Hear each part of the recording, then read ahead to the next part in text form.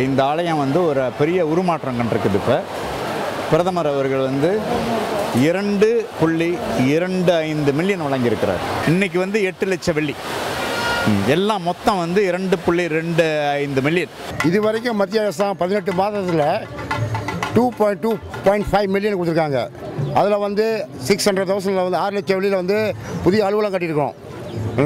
இன்னும் வந்து 8 லட்சம் வந்து நம்ம டைனிங் ஹால் சாப்பாடு மண்டபம் அடுத்த பக்கத்தில் ரெடியாகி வந்த சாப்பாடு மண்டபம் அதையும் டாக்டர் ஜி வந்து திறப்பட செய்வார் அடுத்த வருஷம் கண்டிப்பாக. நாங்கள் அன்றைக்கு பிரதமர்கிட்ட இலாக்காவில் போய் அந்த டாய்லெட்லாம் நவீன முறையில் கட்டணும்னு சொல்லி பிளான் கேட்டிருந்தாங்க. அதை கொண்டு கொடுத்துருக்குறோம். அந்த 8 லட்சம் வெள்ளி இப்போ கொடுத்த டாய்லெட் கொடுத்துருக்காங்களா அல்லது அவங்களே வந்து டாய்லெட் செஞ்சு கொடுக்கலாம் இன்னும் தெரியாது இருக்குது. இப்போ வந்து நம்ம புதிய அலுவலகத்திலேயே ஒரு பொண்டோ போலீஸ் ஒன்று கட்டிக்கிறோம். இன்னொன்று கிளினிக், பொது கிளினிக் ஒன்று செஞ்சுருக்கிறோம் ஆஃபீஸ்லேயே. அது வந்து ஒவ்வொரு சனிக்கிழமை ஞாயிற்றுக்கிழமை டாக்டர் வந்து அவங்களுக்கு வந்து ஏதாவது பிரச்சனை வந்து பார்ப்பாங்கன்னு வச்சுக்கோங்களேன். அது மட்டும் இல்லாத இன்னும் வந்து வருங்காலத்தில் வந்து 3 மாடி கட்டடம் மக்கள் வந்து ஃப்ரீயாக தங்குற மாதிரி, எந்த காசு இல்லை ரூம் இருக்கோன்னா ஃப்ரீயாக தங்கிட்டு போகிறதுக்கு 3 மாடி கட்டடம் கட்ட போகிறோம்.